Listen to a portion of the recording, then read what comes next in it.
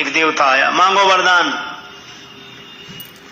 पर हम एक ही देंगे वरदान बस। उसने कहा कि हम तो खुद बड़े संतोषी हैं, एक से ज्यादा तो हमें चाहिए भी नहीं। अच्छा, देवता ने कहा बोलो क्या चाहते हो? बोले जब जिस समय जहां हम जिस पदार्थ की जितनी मात्रा में कामना करें वह हमें मिल जाए, बस एक वरदान चाहिए। और तो कितना संतोषी है। अच्छा, देवता भी कम चतुर नहीं होते। उन्होंने कहा कि दिया वरदान, पर एक शर्त है हमारी। क्या? बोले तुम जब जिस समय जहां जितनी मात्रा में जो पदार्थ चाहोगे मिल जाएगा, लेकिन तुम्हारे पड़ोसी को दुगना मिल जाएगा। उसे तब तो बात समझ में नहीं आई, लेकिन घर आया तो परेशान हो गया। हे भगवान, मेरा कच्चा झोपड़ा है, पक्का मकान बन जाए। बन गया, पड़ोसी के दो बन गए। अब वो अपने मकान की तरफ न देखे, उनकी तरफ देखे। किसने किया क्या? तपस्या मैंने की, देवता हम पर प्रसन्न हुए, वरदान हमें मिला, तो हमारा एक ही, इसके दो। अब वो जलने लगा, इतना रुपया मिल जाए, मिल गया, पड़ोसी को दुगने मिल गए। सुख से रहना मुश्किल हो गया। एक दिन बोला कि हे भगवान, मेरे मकान के दरवाजे के ठीक सामने एक कुआं बन जाए। बोले दरवाजे के सामने कुआं क्यों बना रहा है? बोले पड़ोसी के द्वारे के दो तो बनेंगे। और इतने पर भी उसकी ईर्ष्या शांत नहीं हुई। बोला भगवान, मेरी एक आंख फूट जाए। बोले अपनी एक आंख काहे को बोलता? पड़ोसी की तो दोनों फूटेंगे, और दो कुएं किसी न किसी में तो गिरेगा। ये हाल है। इसीलिए सज्जन कौन? जो दूसरे को खुश देखकर खुश हो, दूसरे को सुखी देखकर सुखी हो। ये संत का लक्षण है, भक्त का लक्षण है। पर दुख दुख, सुख सुख देखे पर। श्री राम वृंदावन में ही बड़ा भारी संत भंडारा का आयोजन। तुलसीदास जी को कोई निमंत्रण नहीं मिला, पर पैदल पैदल अयोध्या से चले, वृंदावन भंडारे में जाएंगे। सीताराम सीताराम करते हुए आए। वृंदावन में जब आए, श्री नाभादास जी के यहाँ भंडारा था। बड़ी संतों की पंक्ति यहां से वहां तक लग चुकी थी, कोई जगह ही नहीं बची थी। और तुलसीदास जी आए तो भोजन का ही समय था, तो सबसे किनारे बैठ गए, बिना आसन के ही बैठ गए। पत्तल भी नहीं गिरी थी सामने। खीर परोसने वाला आया, बाबा तुम्हारे आगे तो पत्तल दोनों नहीं है, किस पात्र में हम ये खीर परोसें? तुलसीदास जी ने बगल में ही संतों के जूते पड़े थे, संतों की पनही उठा ली और वो पनही सामने करके बोले इसमें परोस दो। ये परोसने वाला कांप गया।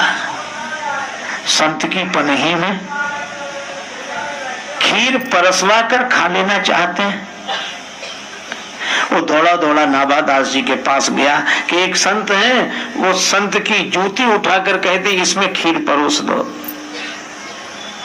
नाभादास जी ने जो वहीं से सुना तो उन्होंने वहीं से कहा कि यह तो जिसमें इतनी विनम्रता हो, यह तो हमारे संत श्री तुलसीदास जी ही होंगे। और आकर तुलसीदास जी को हृदय से लगा लिया और कहा कि बाबा आपका स्थान यह नहीं, आपके लिए जगह खाली है। 108 संतों की पंक्ति हुई, पर सुमेरु का पद तो अभी खाली है। और तुलसीदास जी को सुमेरु पद पर बिठाया।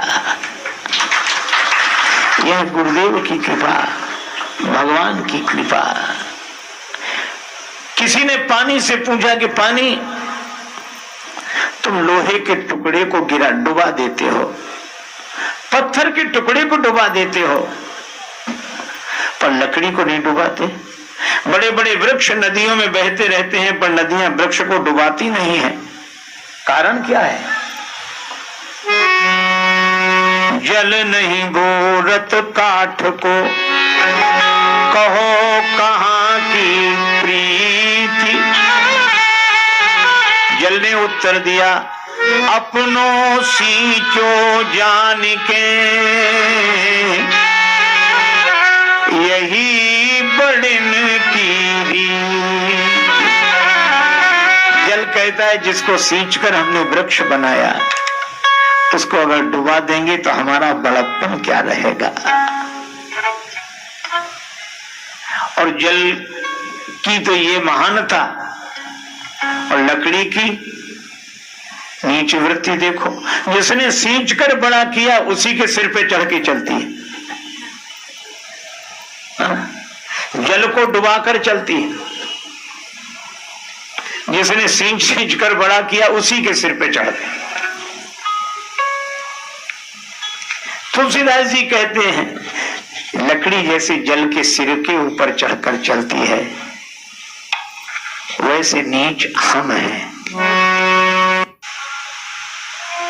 किसी ने कहा, मिथिला वाले बोले हम राम जी को जो देते हैं दुनिया में कोई नहीं दे सकता। कैसी बात करते हो, राम जी को तो तन मन धन प्राण देने वाले लोग हैं, होंगे, लेकिन जो हम देते हैं वो कोई नहीं दे सकता। अच्छा क्या देते हो? मिथिला वाले कहते हम तो राम जी को गाली देते हैं। है किसी की हिम्मत जो राम जी को गाली दे? मिथिला वाले कहते हम गाली देते हैं। अवधवासी विनोद में कहते कि ठीक है, जिसके पास जो होगा वही तो देगा।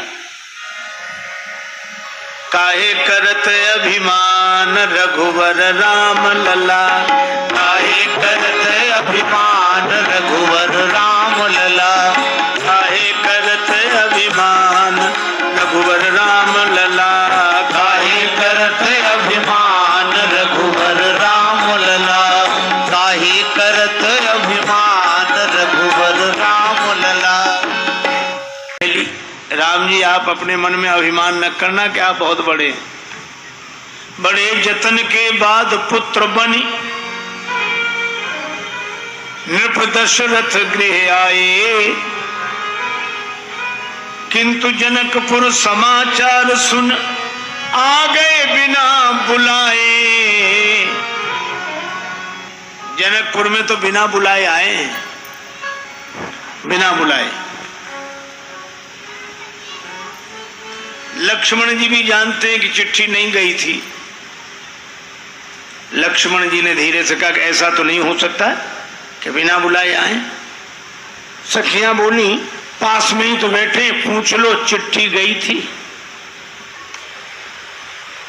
अब ये बात तो लक्ष्मण जी भी जानते कि चिट्ठी नहीं गई थी।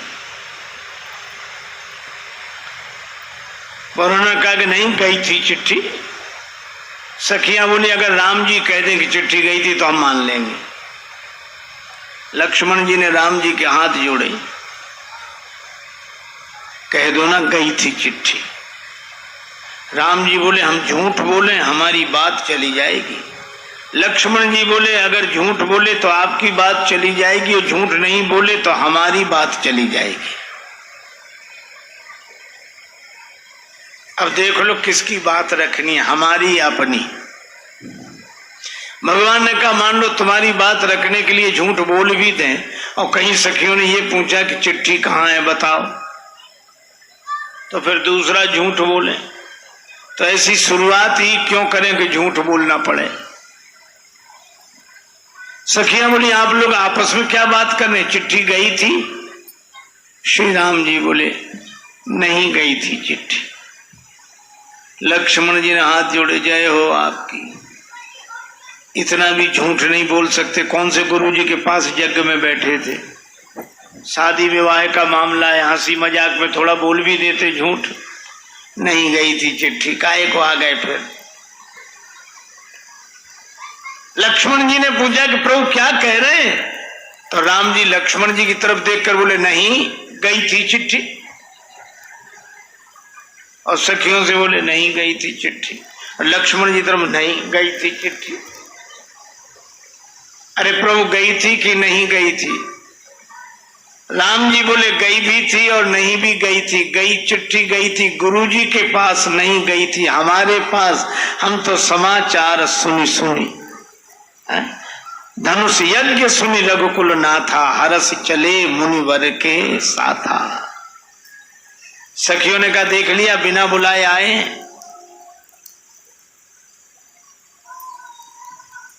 सुच तीर्थ धाम अनेकन है, सबकी अपनी अपनी गरिमा। सख किंतु विदेह पुरी लखिके लघु लागत मोहि सबे उपमा। मिथिलेश से भूप राजेश जहां, सबते बढ़ी के मिथिला महिमा। पर महिमा मिथिला की नहीं सजनी, ये तो उनकी महिमा जिनकी महिमा। अर्थ समझ गए? उनकी महिमा जिनकी महिमा। मई माने पृथ्वी, पृथ्वी जिनकी माँ है, उन जानकी जी की महिमा है कि भगवान बिना बुलाए जनकपुर दौड़ते। इसी लोग भक्त लोग निश्चिंत होते। क्या कहे? जो जानकी माता के चरणों पर समर्पित है, भगवान भी उसके पास बिना बुलाए चले आते हैं। जनकपुर में बिना बुलाए आए भगवान। मंत्रा करी, आप बड़ी भोली हो। कई लोग हमें मिलते हैं, महाराज आप बहुत सरल हो। और ऐसी बातें सुनकर हम लोगों को प्रसन्न नहीं होना चाहिए। वो ये नहीं कह रहे कि आप बहुत सरल हो, वो सीधे सीधे कह रहे कि आप बहुत मूर्ख हो।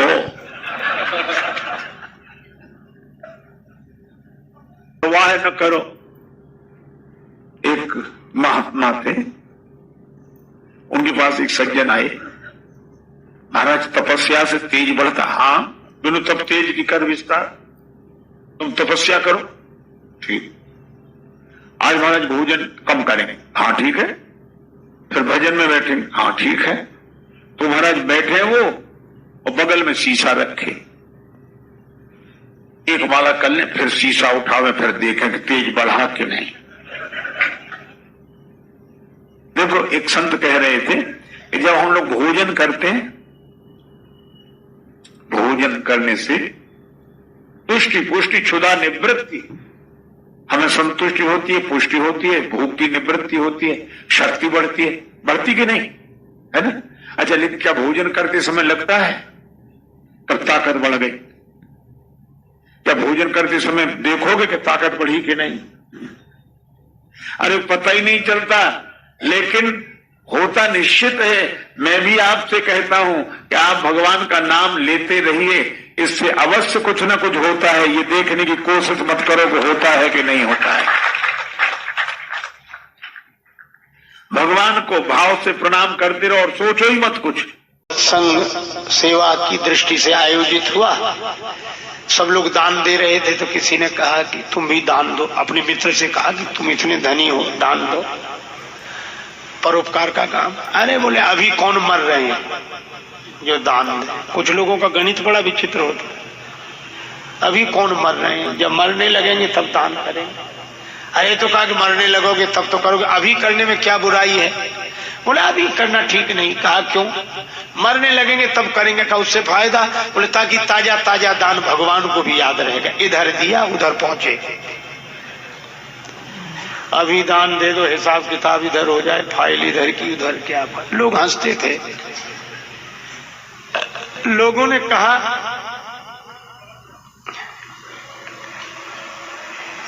कि तब क्या दान दे सकोगे जब अंतिम क्षण आएगा? तो बोले हमने अपने हाथ में कर रखा, हमारे हाथ में है, अपने हाथ में रखा दान। और सचमुच उस व्यक्ति ने क्या किया, जहां वह सोता था सामने वाली दीवार को खोद कर उसमें वो धन रखा गया, ऊपर से सीमेंटेड करा दिया उस दीवार को। और उसे याद था किसमें रखा है, जब देने का वक्त आएगा देंगे। बुढ़ापा आया, मरना से अब देंगे। लेकिन भगवान की लीला, मरने के 2 दिन पहले से ही उसका ऐसा हाल हुआ, न बोल पावे और हाथ पांव बेकार लिख भी न पावे। अब मित्र आए कि बड़ा दुख है, तुम भी छुड़ रहे हो, लेकिन वो दान तो कर दो जिसके लिए तुम्हारा संकल्प था। वो धन कहाँ है तो बोल कर बता ना पावे, हाथ से लिख ना पावे, रोकर हाथ उठाए दीवार की तरफ इशारा कर। उसका भाव था कि इसमें रखा है, खोद कर निकाल लो और मेरे हाथ से दान करा दो। अब लोग समझ ना पाए, पर उसके बेटे बड़े घाघ थे, वे जानते थे कि धन रखा है, पर उनको लगता था कि बाप तो जा ही रहा है, धन काहे पे जाए। तो उसके मित्रों ने कहा कि तुम्हारे पिताजी दान के नाम पर धन देने के लिए दीवार की तरफ इशारा क्या करते हैं? उसका तो इशारा था कि निकाल लो और दान कर दो, इसमें रखा है। पर बेटे बोले कि पिताजी तो यह कह रहे हैं कि देने के लिए बचा कहाँ है, जो कुछ था वो तो सब इसमें लग गया, सब इसमें लग गया, ये बन गया, इसमें लग गया। मन की मन ही माह रही अंत समय मन में मन की। एक आदमी गया भगवान के मंदिर में मान्यता मानने, हे प्रभु मुझे 50,000 का फायदा हो तो 5 रुपए का प्रसाद चढ़ाऊंगा। ले पहले ही चढ़ा दे। बोले पहले नहीं, ना हुआ फायदा तो 5 तो बेकार जाएंगे, जब हो जाएगा तब। संयोग से फायदा हो गया, अब गया प्रसाद चढ़े, सोचने लगा इसमें भगवान ने कराया फायदा क्या, ये तो चांस की बात है। फिर सोचा अगर भगवान ने कराया होगा तो फायदा होगा नहीं, चलो चढ़ा देते। लेकिन अब गया, सोचा कितना चढ़ाऊं, 5 के हिसाब से आए तो बहुत हुई है। तो उसने रेखा खींची है और बोला हे भगवान मैं पूरे के पूरे पैसे तुम्हारे चरणों में फेंक रहा हूं, चरणों में चढ़ा रहा हूं, और जो रेखा के उधर गिर जाए सो तुम्हारे, इधर गिर जाए सो हमारे। पर फेंकना तो अपने ही हाथ में था। ऐसी चतुराई से फेंके 2-4 सिक्के उधर बाकी इधर। हाथ जोड़ के बोला भगवान बड़े कृपालु हो, थोड़े से लिए आपने, बाकी सब बटोर कर चलने लगा। उसके पीछे उससे भी ज्यादा होशियार आदमी खड़ा था, वो कहने लगा हे भगवान ये रेखा खींचकर हम अपने और आपके बीच में भेद पैदा नहीं करेंगे, जो आपका सो हमारा। लेकिन एक बात सुनो, क्या? उसने रेखा मिटा दी। हे भगवान आप ऊपर रहते हैं, हे ऊपर वाले ये पूरे के पूरे पैसे ऊपर तुम्हारे नाम पर चढ़ाते हैं, जो ऊपर रह जाए सो तुम्हारे, जो नीचे गिरे सो हमारे। अब बोलो ऊपर तो रहने वाले हैं नहीं। भगवान को दिमाग से नहीं दिल से मानो और यही कहो कि प्रभु आपने बहुत दिया, इतना दिया। 2 लड़के, एक का नाम रामू एक का नाम श्यामू, दोनों को मिठाई खाने की आदत। पैसा एक के भी पास नहीं, अब बड़े व्याकुल। एक बोला चलो मिठाई बनते तो देख लेंगे। श्यामू रामू दोनों सवेरे सवेरे जलेबियां बन रही थी, अब देखकर और मन व्याकुल हुआ। श्यामू बोला पैसा तो बाद में मांगेंगे, पहले खाने में बिगड़ता क्या है। चला गया, हलवाई जी जलेबियां कैसे दी? का 20 रुपए किलो। और ठीक है 250 ग्राम दो। खाने लगा। रामू को लगा कि इसके पास पैसा नहीं, खा कैसे रहा है। थोड़ी देर तो उसने धीरज रखा, उसने सोचा जो इसका होगा सो हमारा होगा, हम भी चलते हैं। उसने भी उसी तरह पूछा कि जलेबियां कैसे दी? 20 रुपए किलो, 250 ग्राम दो। खाना शुरू किया, तब तक श्यामू खा चुका था। श्यामू उठकर खड़ा हुआ, हलवाई ने कहा पैसे? श्यामू बोला काहे के पैसे? आते ही 10 का नोट दिया, याद नहीं रखते हो? ऐसे ही दुकानदारी करते हो? अब हलवाई कहे कि नहीं दिया है और श्यामू कहे कि दिया है। रामू ने सोचा मौका अच्छा है, वहीं से बैठे बैठे बोला हलवाई जी इस झगड़े में हमारा 10 का नोट मत भूल जाना।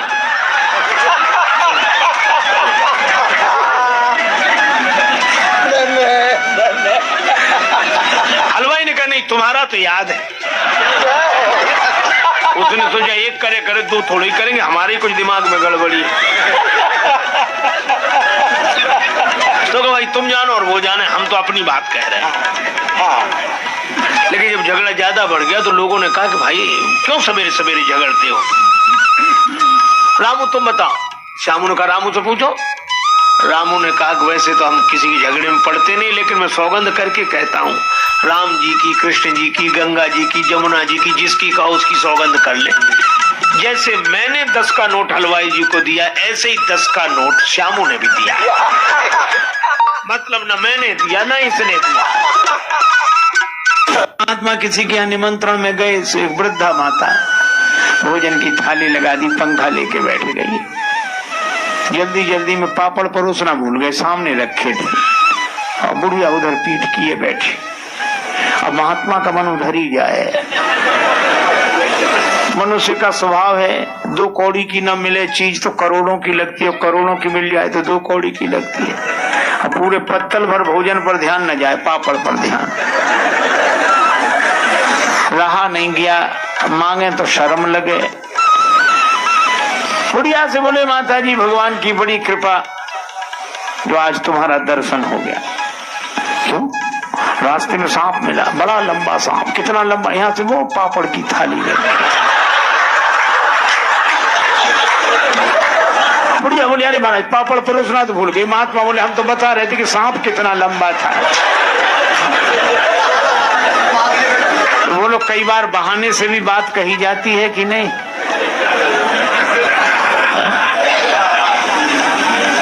लेकिन बहाने सब जगह काम नहीं आते। एक आदमी के घर आया मेहमान, जाए नहीं। पति ने पत्नी से कहा कि मेहमान नहीं जाता, वो और खिलाओ पिलाओ स्वागत करो, काहे को जाएगा वो। अच्छा का मजाक मत करो। पत्नी बोली एक उपाय है, बुखार हो, मेहमान हो, जुकाम हो, ज्वर जुकाम और पाहुना, इनका एक उपाय लंगन दे दो तान के, फिर न वापस आए। तो उसको लंघन कैसे दें भाई? वो घर में भोजन बने तो उसको कैसे ना दें? बोले आज मत बनाओ। करना बने किसका कारण? बोले लड़ाई का। लड़ाई हम लोगों में होती नहीं कि झूठी लड़ाई कर लो। मित्रों जय श्री राम, नमस्कार। आप सब हमारे इस हास्य कथा के कार्यक्रम को बहुत ही मजेदार पूर्वक और बड़े ध्यान पूर्वक सुना आपने। पूरा हमारा कार्यक्रम आपको कैसा लगा? तो इस कार्यक्रम में हमारे आप चैनल के जो भी आ रहे हैं प्रसंग, इसमें आपको हास्य कथाएं भी बहुत ही मार्मिक ढंग से मिल रही हैं। तो आप हमारे चैनल पर लगे रहें और सुनते रहें बराबर। तो आपको ऐसी ऐसी रहस्यमयी कथाएं मिलेंगी जिससे आपकी जो हंसी भूल चुके हैं आप, वो सारी चीज़ें यहाँ उपलब्ध होती रहेंगी। क्योंकि आज के इस भौतिक समय में हर व्यक्ति परेशान है और यही लगा हुआ है हाय धन हाय धन, और उसका मन मस्तिष्क चित्त सभी बिल्कुल सीरियस बना हुआ है, जिससे कि शरीर में अनेकों प्रकार की बीमारियां उत्पन्न हो रही हैं। इसका कारण बस मूल यही है कि हम संसार में परेशान हैं, हर भौतिकता की चीज हमें चाहिए। तो भौतिकता के लिए हम जब सन्मार्ग और सत्कर्म करते रहेंगे तो निश्चित है हमें टिकाऊ चीज़ें, हमारा जीवन अस्थायी बनेगा। तो अस्थायी बनने के लिए हमको ही यत्न करना पड़ेगा। ईश्वर या भगवान वो सब नहीं ऐसा कर पाएंगे कि आपको सब देते रहें, आपके मुंह में खिला भी दें, क्योंकि बनाना खाना हमको ही पड़ रहा है। तो किताबी ज्ञान लेना है, पढ़ना है, अनुभव करना है, परीक्षाएं देना है, तब पास होकर के कहीं जाके हम सर्विस पाते हैं, नौकरी पाते हैं, और तभी हमारा जीवन एक कल्याण मार्ग की तरफ चलता है। किंतु हम वहाँ पहुँचने के बाद हमें धर्म नहीं भूल जाना चाहिए, परोपकार की भावनाएं, छल। तो साथियों, जब तक हम परोपकार, धर्म, इन सब मार्गों पे नहीं चलेंगे, तब तक हमारा कल्याण का मार्ग नहीं प्रशस्त होता है।